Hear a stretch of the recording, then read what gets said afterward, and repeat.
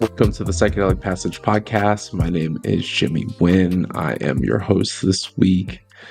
Still out here in Texas. If you heard last week's episode, you heard me say that I am in Texas for my first time en route down to just outside of Austin for the Eclipse event. This is the total solar eclipse, I think, that will touch through North America. And the next one will be in about 20 years. So I'm really excited to be out here with some friends and community to get to witness this celestial event.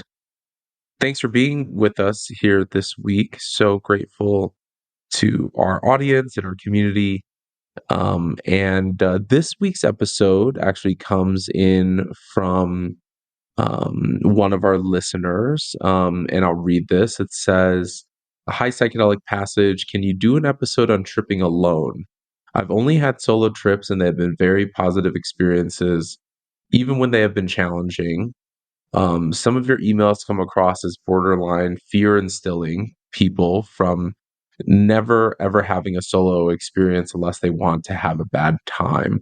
I know it comes with a lot of caveats and nuances, which you address very well in all of your episodes, no matter the subject. I understand from a harm reduction standpoint that after a certain dosage, it's necessary to have a sitter because the experiencer is tuned into their own experience more than the external world. And simply for safety reasons, it's best to have a sitter. But many people also experience significant psychedelic experiences at lower dosages and do not necessarily have the money or resources or interest in a sitter. Would be interested to hear your thoughts." Thank you so much to this listener. I'm really grateful to be breaking this down on our episode, here today.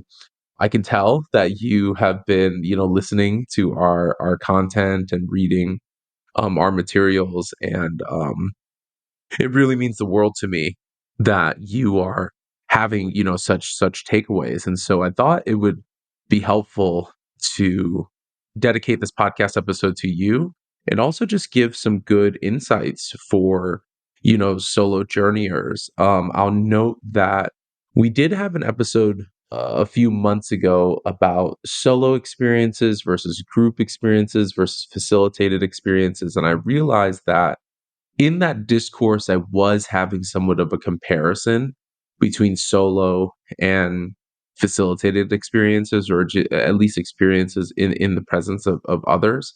And, I'll say that having been a person that largely had their first, many dozens and dozens and dozens of psychedelic experiences solo, locked in a room at very high dosages, solo journeying is certainly something that is very near and dear and close to my heart. And so, really, really happy to break this down for you all today. So, I think for this episode, I think we're going to talk a little bit about solo experiences as a whole, some things to think about in the discourse of solo experiences. I want to also comment on a couple of things that this listener has put forward. And then, as always, I will break it down into a couple of, I think, tangible, actionable takeaways, pieces of advice, and just suggestions that anybody can incorporate into their psychedelic experience. Particularly here, we're talking about folks who are journeying solo. So, thanks for coming along with me on this episode. Yeah, what I'll share to start is that you know, I really want to emphasize, and a lot of folks have heard me say this before, but I really do believe that everyone has a fundamental human right to explore their consciousness. By that token, they have a fundamental human right on how that looks and how that goes about, of which psychedelics can be a part of that exploration. And in conjunction with that, that means that it's your fundamental human right on who cares for you during that experience, whether you have that experience solo, whether you have it in a group. I think that is absolutely your right. And when we're talking about this concept that comes up in psychedelic work, which is really tapping into your own innate healer, your own inner healing intelligence, that means right off the bat that there's no external thing or person or whatever that can be a replacement for your own inner healing intuition and your own inner healing knowledge. So, just as a fundamental principle of how I look at psychedelic work, you can see how very easily solo experiences becomes, very important to that. Now, we certainly do have some communications and messages out there about just like the potential pitfalls or the potential downsides of, journeying solo. But you also have to remember that a large part of our community and our audience are people who are exploring psychedelics for the first time, people who are very, very new to psychedelics. And so before we get to know them on a console call or a concierge call or connect them, to a facilitator, we do try to give some broad, generalized advice because many folks look at psychedelics like they look at other medications. Oh, I have this symptom, I have this issue, I have this ailment. If I take this thing, it's going to relieve that symptom or ailment or pain and suffering. And anybody who's done psychedelics knows that that is not how it works. It is not a straight arrow path from point A to point B. And so, when I'm thinking about, psychedelic experiences, I do want to dispel that almost this notion that if you have a solo experience, you're going to have a bad time. I think that the message that we give out in that regard is very specific to this nuanced audience of people who are exploring psychedelics for the first time. And likely, if you were going to do that solo, you just have a higher chance of things potentially going sideways, a higher chance of things being psychologically difficult to endure. Also, there's plenty of people who move through psychedelic experiences very gracefully, even if it was their first time. But I would rather put out that message of a little bit more caution than to be more cavalier about it. But certainly, this is not a conversation in absolutes. When I think about, psychedelic work, I think about harm reduction, of course, which you hear us talking about all the time. The mechanisms that are in place to reduce the inherent harm that can come with any type of activity. Specifically, here, we're talking about engaging in a psychedelic experience. The other side of that, which is actually a little bit of like a joke that comes up in the harm reduction world, like the music world, the festival event world, where I'm working in harm reduction, alongside my friends, is this concept called benefit maximization. So if you're having harm reduction, the other side of that is benefit maximization. Now, I'll caveat to say that you've heard me on a lot of past episodes talking about how your relationship with a psychedelic substance should be deeper than whatever you're going to get out of it, right? I use this analogy of dating quite a bit. Like if you are going into a date or getting to know somebody thinking, well, what am I going to get out of this? What's the benefit for me? Me. What's going on? What's here for me? Then clearly that can limit the potentially meaningful engagement and connection that you're having with this other person or this other human. So I think the same with psychedelics. So I'm just gonna kind of devil's advocate myself to say that even though I'm kind of creating this distinction between harm reduction and benefit maximization on its own is just one kind of small component with psychedelics, and you can see how in a solo experience that becomes important. That definitely, comes into play. And so, I also really like this person's, comment about some ideas of experiencing significant psychedelic experiences at lower dosages. Maybe some folks don't necessarily have like the money or the resources to be able to get or like invest in a sitter. And these are really, interesting thoughts as well. I know that one-on-one facilitation work is quite expensive. Anything where you have somebody paying 12 to 14 hours of undivided attention towards you, which like is just uncommon in our society anyways, likely will have a high dollar cost for a highly skilled person, to be able to serve you in that capacity. And I know not everybody's able to afford that.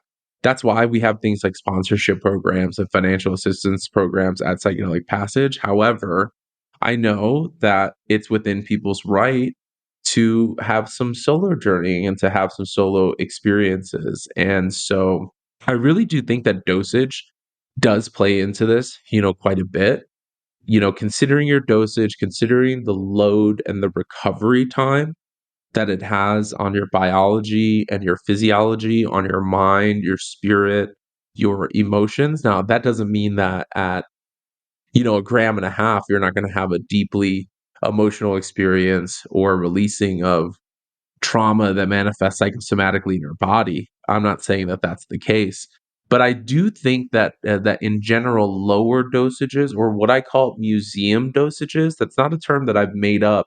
That's a term that I've heard kind of through the ethers of the psychedelic community. But this is the idea. It's kind of like a museum exhibit. Like, you pay your ticket, you can go in, you can go around and immerse yourself. You can interact with that world, and then you can very easily come out.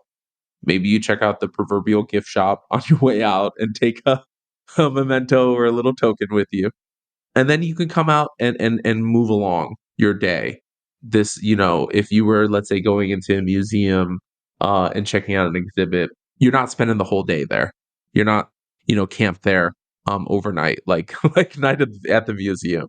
You have this very finite kind of like foray into the psychedelic experience. The other way that I like to think about it, because I live in Colorado, is if a big, let's say, mushroom experience was like a 3-day backpacking trip where you're bringing all your stuff with you, you're backpacking, you're out there, you're immersed, you're staying multiple times throughout the night, campfires, all of that, then maybe a museum experience is more like a day hike where you got, a little bit of water, maybe a lunch, maybe a pack, and you're just planning on being out there for, 3, 4, 5, 6 hours. And so I really do like this museum dose. And I'm also a fan of people having museum or more moderate dose experiences spread out over time, but a little bit more frequently. So, like, if microdosing was on one range of it, almost in the same frequency as like taking a daily supplement, though there's obviously on and off dosage days.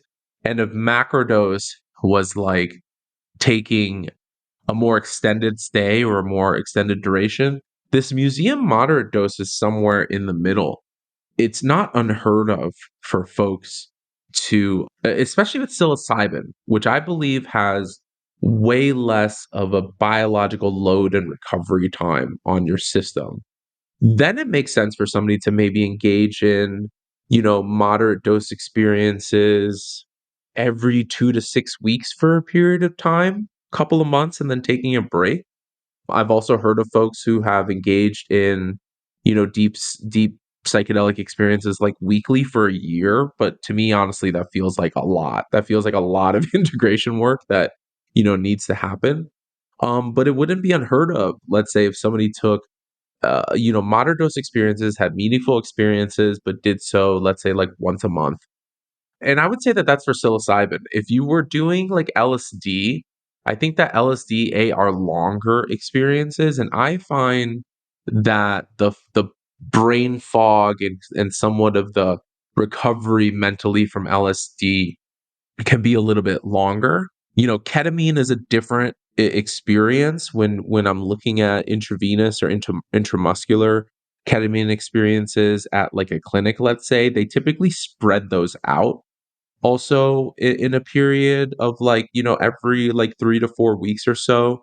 Also, just noting that ketamine has the propensity to be particularly habit forming if you're not careful.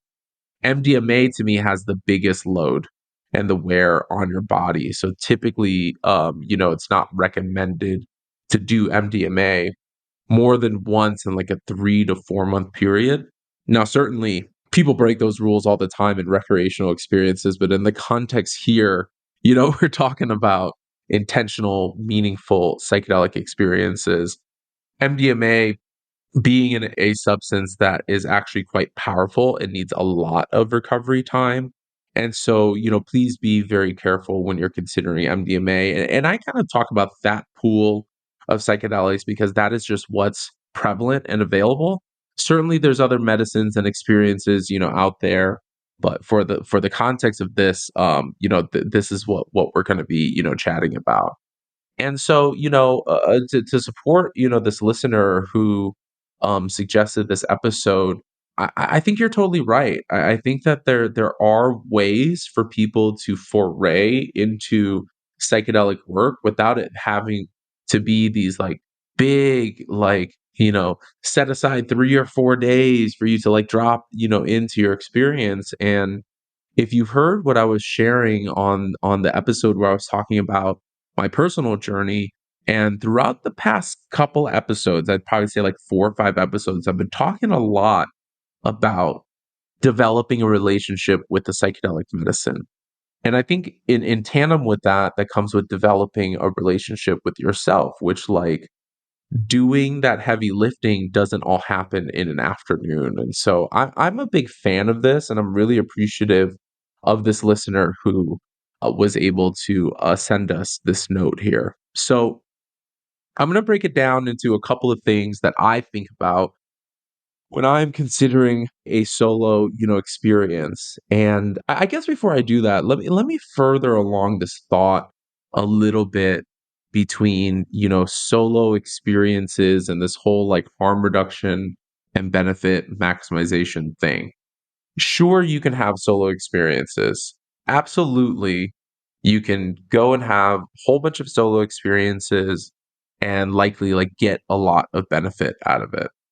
Especially if you're seasoned, like you kind of know what you're doing. You've had, I don't know, 5 or 10 psychedelic experiences in the past where you're like, I got my bearings. I have my footing a little. I know the lay of the land to a degree, and then I can go and play around. So what I'll share that if there's anything that you're learning to do for the first time, absolutely, you can likely learn yourself and on your own. To the degree that that is aided and supported by somebody else, I think that that can potentially make a big, big impact. So I'll give you some examples. I didn't learn how to swim until I was like the pandemic time. So I was like 31. Through my life, there have been so many people who try to teach me how to swim, like at least 20 different times. A friend here, in a pool, at the beach, so and so, at school, took swimming lessons. I had a former partner who was like a lifeguard. So many people tried to teach me how to swim. So many people couldn't figure it out, couldn't tread water, couldn't swim, inhaled a lot of water into my lungs through that process. And then during the pandemic, I was with Nick, and we were in Southern California, and I was trying to get out on a stand-up paddleboard, could never get up on that thing, whatnot. And at some point, I slipped off of it. I'm in like a really shallow beach area. I slip off of it, and my sunglasses and the paddleboard starts to float away. And I'm like, okay, I have this juncture, I have this choice. Either I'm gonna go get this board, or I'm gonna go get help, and likely that board's gonna be really, really far away.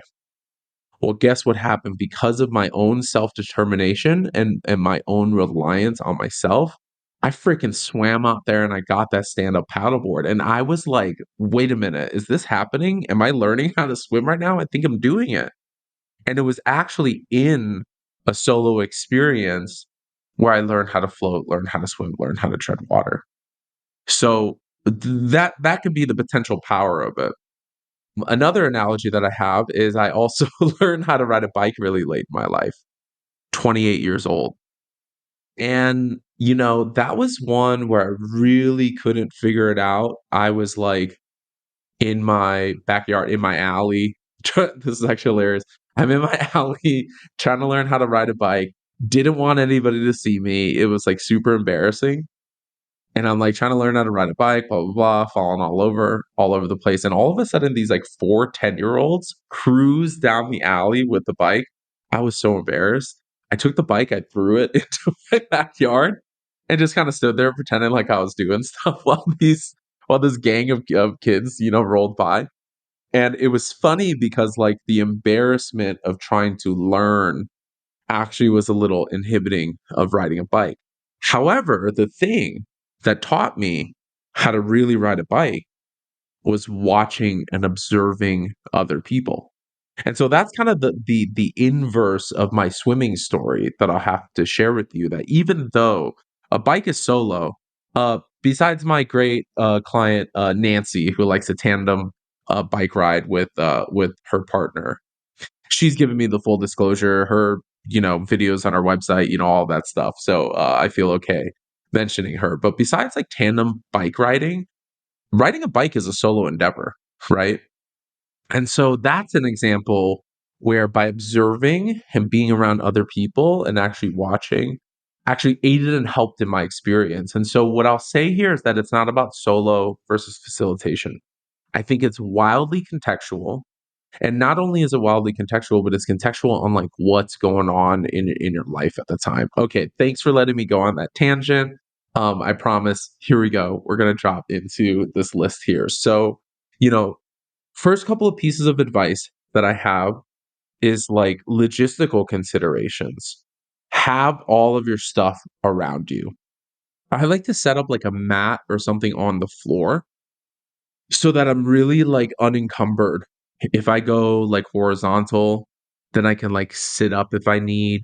Maybe there's a lot of pillows and something that I can rest on. But if I need to like roll around on the floor or move around or have, big body movements, I can do so without any fear of like falling off of the couch or any fear of like, slipping out of the bed. So I love the floor. I love a mat, like a mattress or a cushion or something, and you want to just make sure you have all of your stuff around you: water, maybe a couple snacks, the ability to control lighting if you can. If it can be within arm's reach and proximity, the better. Because anybody who's been through psychedelic experience knows that there can be some executive dysfunction as far as like getting anything tangible done. Like I remember a psychedelic experience where I was trying to sit there and figure out how to pull the water bottle up to my mouth so that I could take a sip. And that must have been like an hour-long ordeal. You can't imagine how proud of myself, that I was when I was finally able to take a sip of water. This is also like having like a watch or a clock around you, something that you can put up and down though. Like I wouldn't have a clock out where I'm like staring at the clock the whole time, but a little like wristwatch or something that I know that I can refer to time as needed. Super, super helpful. So having all of the things around you, anything that you might possibly need, have it out and available so that you don't go have to look, you don't go looking for that thing, if you need.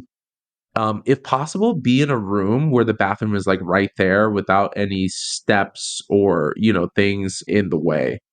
I remember living in a place where the bathroom was literally just like 9 steps up. And those 9 steps felt like a damn mountain when I was in the middle of a psychedelic experience. Hydrate really well in advance. I wouldn't like overhydrate, especially with psilocybin.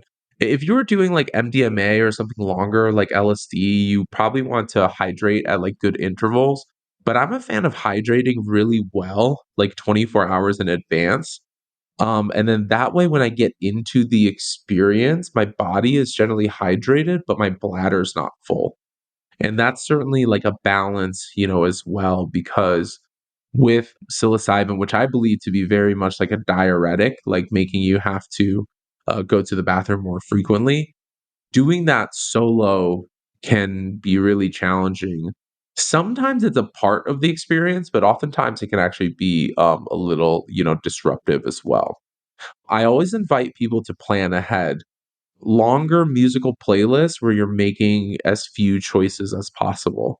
If you are having a musical playlist, I also invite in like longer musical pieces so that your experience can go on these potentially longer arcs that line up to the pulsating kind of effect from the undulating effect from psychedelic experiences that typically happen with psilocybin in like 30 to 45 minute arcs. Sure, you can have 100 3 to 5 minute, songs on there, but there's not as much of like a consistency or a flow. If you have Spotify, I recommend putting on crossfade and then recommend maybe increasing that crossfade to a couple of seconds so that all of the songs can move seamlessly into the other.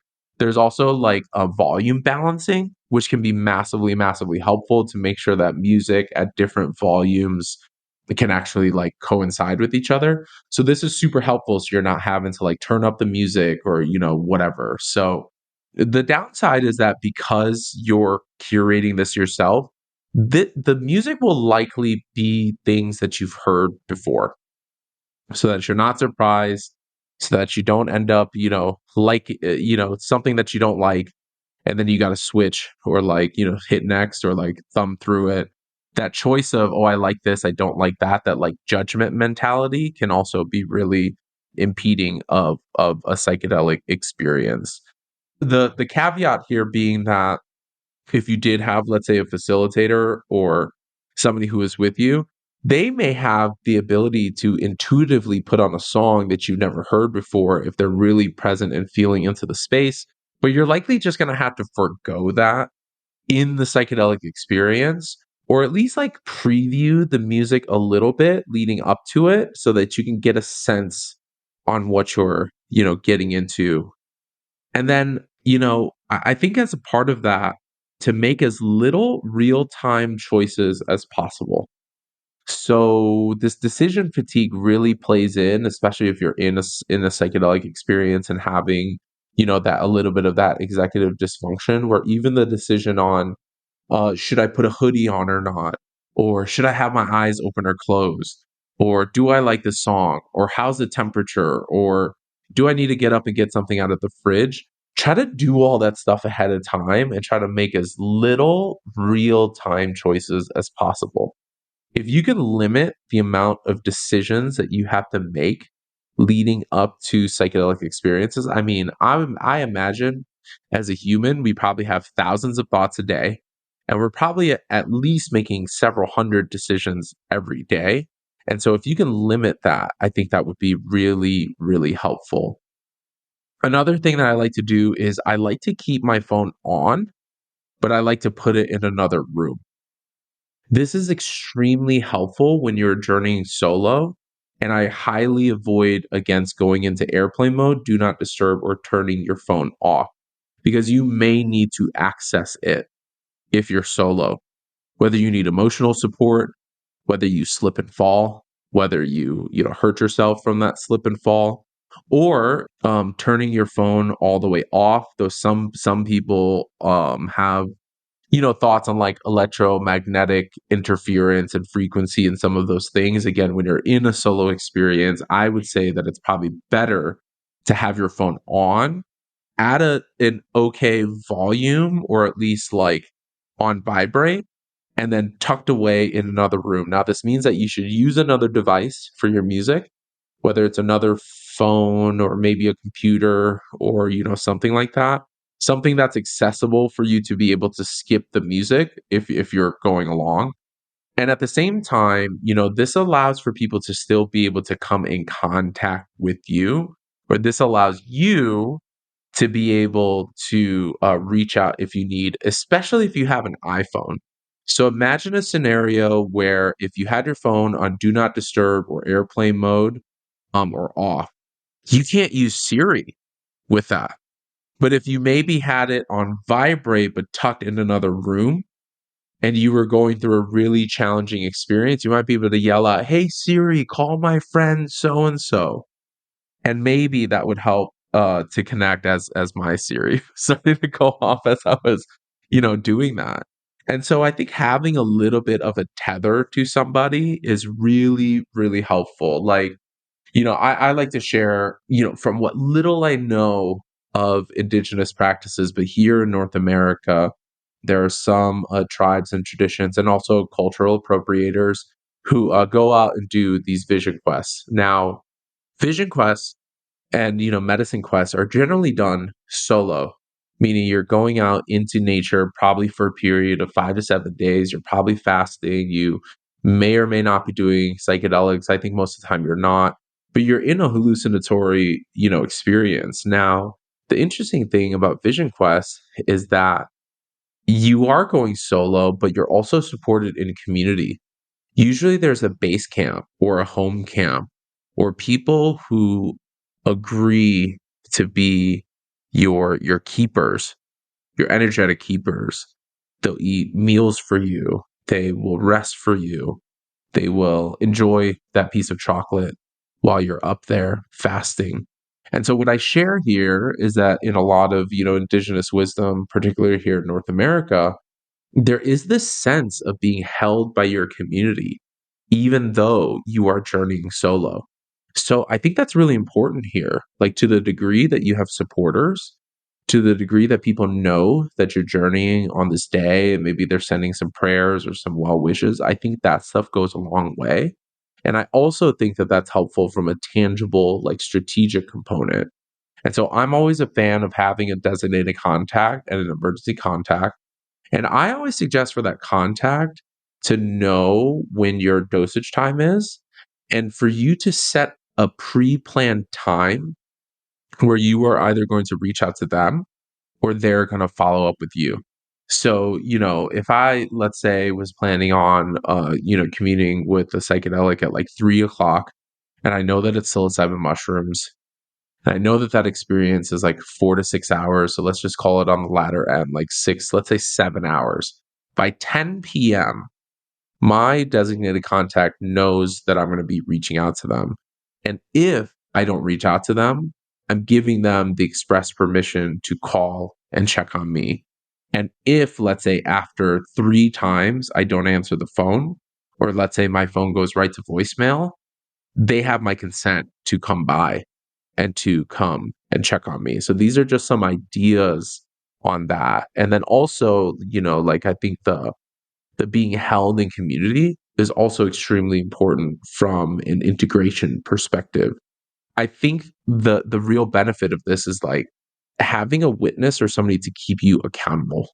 I think that that's massively, massively helpful. Have some easy to eat foods that are come down, things that you can microwave, things that you can prepare. I would even avoid boiling water and stuff like that. Of course, like having a nice cup of tea after a psilocybin experience is really helpful. But remember, you're in an altered state. There may be some, potential for, burning yourself or scalding your mouth or your tongue. But easy to eat foods on the come down. I always share that lighter foods can keep you in that altered state, that hallucinogenic state. I think heavier foods, more grounding foods, more savory foods, more like stick to your ribs type food can actually help to like ground into your body and get you into like a more like settled place. And I think my last piece of advice here is to always do prep and integration with somebody. Always, always, always. Whether that's a formal preparation process or just getting on the phone with somebody that you really trust for 30 to 45 minutes to share some intention, share some context in your life, and say, hey, this is what's going on with me. If it's not a formal integration process like what we have here through Psychedelic Passage, then at least it's chatting with somebody to share your story or share some takeaways or share your feelings and emotions that are coming up, even if they're not a person who is equipped with the right frameworks and skills and modalities to help you navigate that in an integration process. I think having somebody who is loving and supportive and non-judgmental goes a really, really long way. So I hope that any of that was helpful. Thank you so much to this listener for this episode idea. If you have any other thoughts or our audience has any other thoughts or questions or follow-ups from anything that I'm sharing here, you can always reach out to us at support@psychedelicpassage.com. And as we near the end of this episode, I will go ahead and read another review from one of our community members. This is about one of our concierge call takers, Jake. It says, Jake was fantastic, chill, knowledgeable, and comforting. I got everything I needed from him and more. a great way to start this process, and I'm ready to move forward. Thank you for providing this service. And I just want to take a minute to shout out our concierge team. They do really amazing and fantastic work. It's really challenging or like dynamic to drop in so deeply into people's lives to forge relationships with folks that are generally strangers on the internet and supporting them through a potentially meaningful and life-changing, decision if they move into psychedelics. So that's really deep work. I think our facilitators get a ton of accolades. They don't get enough accolades, but they get a ton. And I'm really happy to hear that our concierge team is experiencing and feeling the same love, because they're putting out a lot of good energy into this world. So thank you to those folks. So that wraps up our episode here. You can find episodes of this podcast anywhere you get podcasts, primarily Apple and Spotify. We also upload episodes onto our YouTube. We just got over 1,000 subscribers, so please go out there and like and subscribe to our YouTube channel. There's so many different ways to engage with us, regardless of where you're at in your process. And if a loving human, can support you, we would be very, very honored to do that, even for you solo journeyers out there, even for the folks who decide to take matters into their own hands, which I really, really appreciate. I hope that any of the advice and the conversation here was helpful, and I really, really look forward to seeing you next week. Thanks.